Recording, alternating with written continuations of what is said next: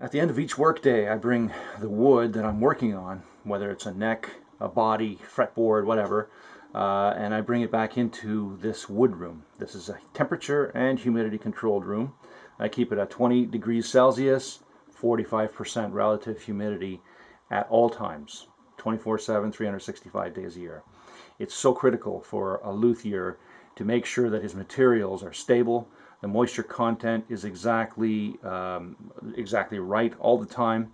Otherwise, you will get into big trouble down the road. I've got the pieces, these are neck shafts, neck blanks, and they're stickered, as you can see. What that means is they're piled up and they have sticks in between to let air circulate all around.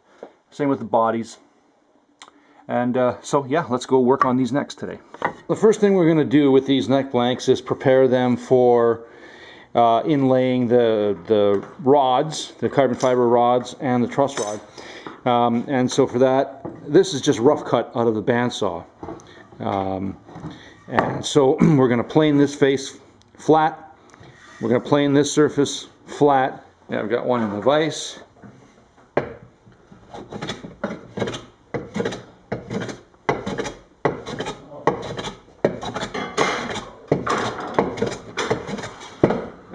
We're set just a little too fine.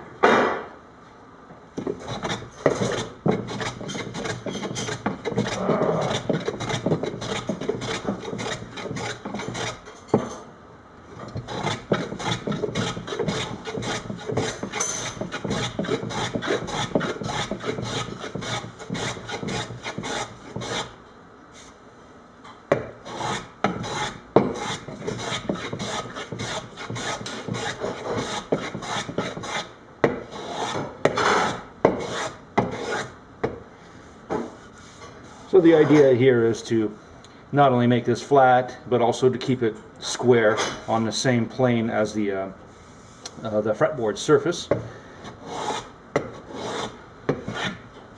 Let's see. That's pretty good. Not bad. There's no rocking at all. Hey, I think we're good, and it's smooth as a baby's bottom. A bigger plane. Yeah.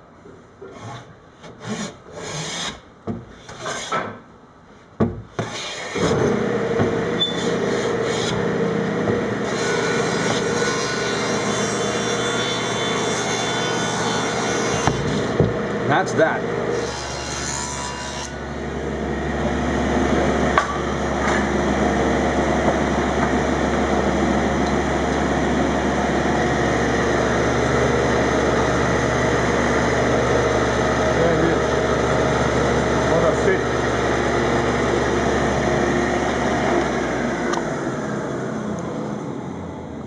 So you found the right blade for a nice tight fit?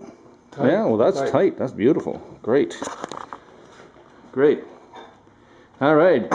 Back in action with my dad, building guitars. Say hello.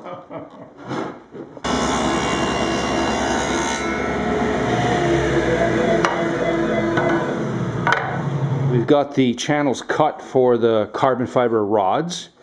And so now when we install them, this part is going to be proud, right? And we've got to cut that off. But if you've ever cut carbon fiber, you can't use any kind of edge tool.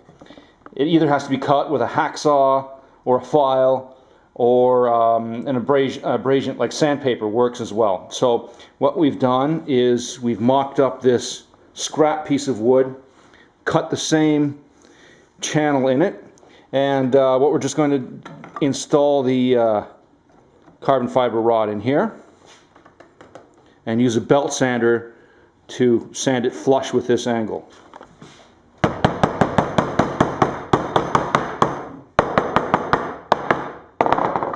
That is a nice tight fit for sure. Clamp it in.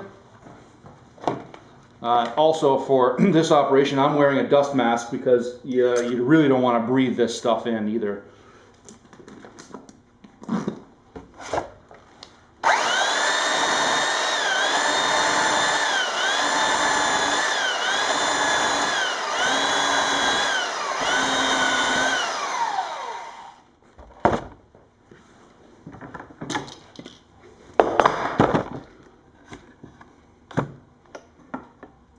And there it is, that's that.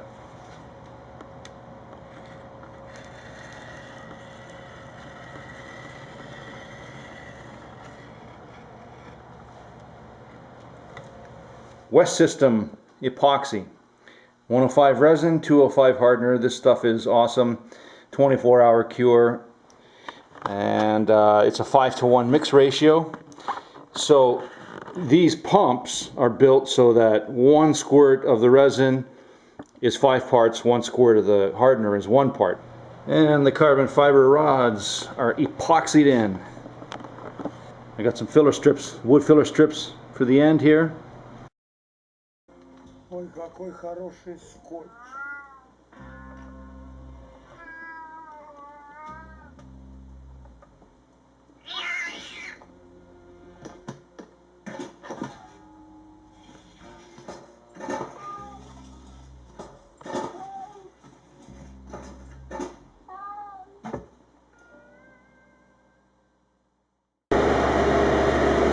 Back in the shop today, and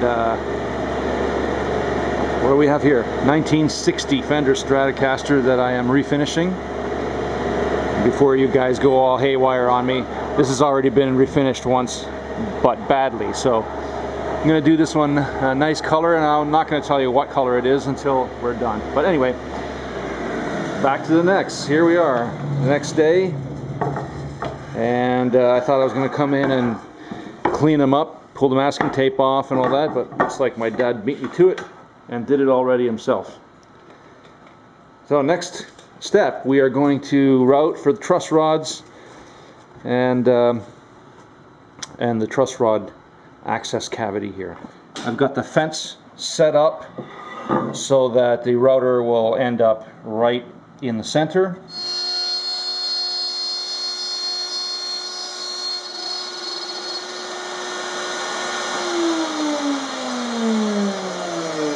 So as you can see, I've got a couple of marks on the fence here, pencil marks. Right there's one, and that's where I stop it.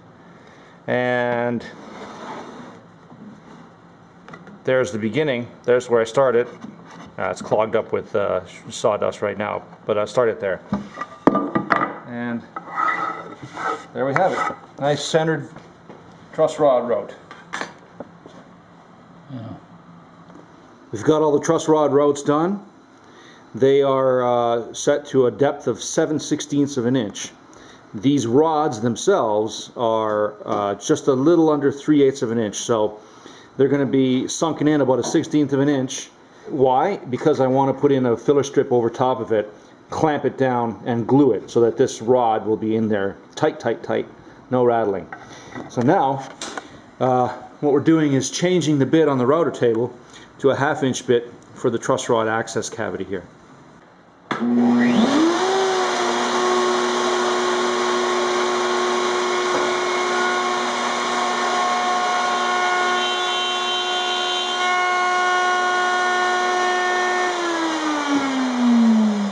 That's it. That's it. That's it. Got some holly for the headstock veneer. Going to thickness sand it just so I can get one nice smooth surface, and then we're going to resaw it into headstock overlay thickness, just over thickness.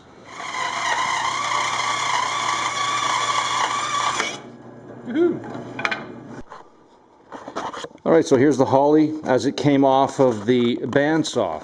One side is smooth from the thickness sander, and the rough bandsawed side is up. And we're going to push this whole thing through the thickness sander.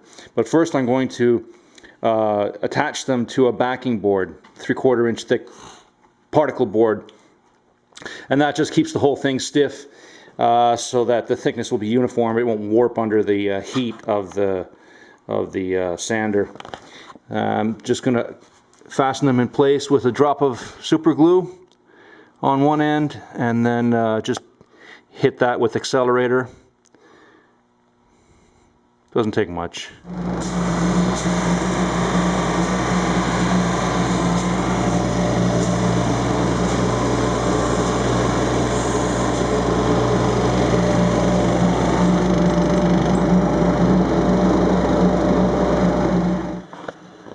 There they are, final thickness.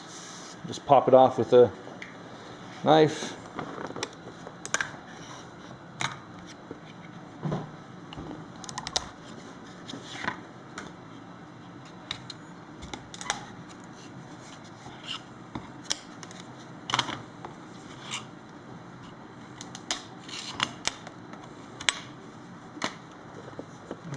Poly peghead veneers.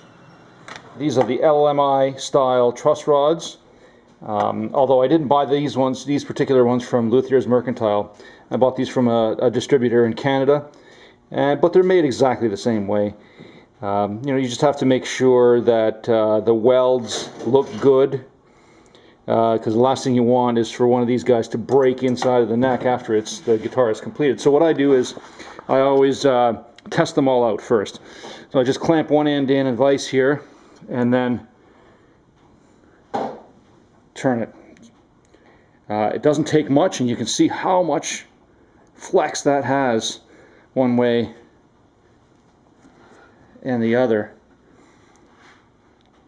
Super effective truss rod. This is the Luthier's Mercantile truss rod on the left, and this is the one from the Canadian supplier, Next Gen Guitars, on the right. So you can see that they're very similar, they look the same, except what I noticed was, I don't know if you can tell on camera, but this one is a little bit wider, the Luthier's Mercantile, 1/4 inch. And my eyeball noticed this right away, so I measured it with my calipers, and sure enough, this one is actually 6 millimeters, not 1/4 inch. So we've got a metric truss rod here. So that meant I had to go out and buy a 6 millimeter router bit to do the truss rod channel here, and that's all fine. So I go to pop the rod in, fits nicely, except here at the end, this doesn't go in, the actual Allen nut, the hex nut. What's going on here? Well, this is still 1/4 inch stock, so everything else is 6 millimeter on this, but the head is 1/4 inch. What a pain in the ass. So now I'm just going to have to chisel a slight bit on each side of the wall here to accommodate that nut. Just taking a sliver off of each side, because 6 millimeters is not that much smaller than 1/4 inch. And let's see, does she fit? A little more.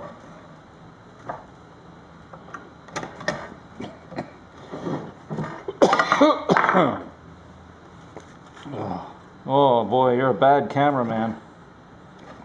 Cameraman's got a cold. Cameraman's got cool. Okay. There we go. Nice and snug. That should be it. Now, this head is fitting in nicely, no problem. But where I'm getting racked up a little bit is the weld here. A little bit of a bulge in the weld. And that's typical. So I file these down normally, and then it'll fit nicely.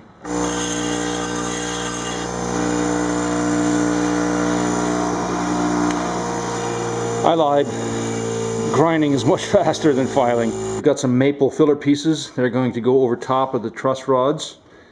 You can see the truss rods are sunken down a bit, and they'll be sunken down the most in the middle. So we want these pieces to go in. I'm going to glue them in and clamp them tight so that holds that rod in tight. On this end, where I had to chisel out for the hex key head, I had to make a slightly larger filler piece, and that will go in just like that. Glue that in as well. But before that goes in, I'm going to wax the bottom of this so that it doesn't end up sticking to the truss rod.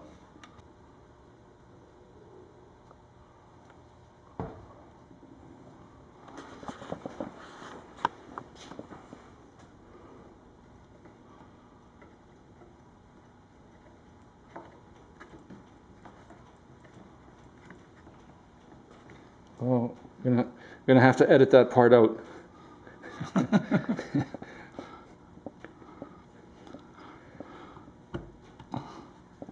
Yeah. Good. All right, let's clamp it up.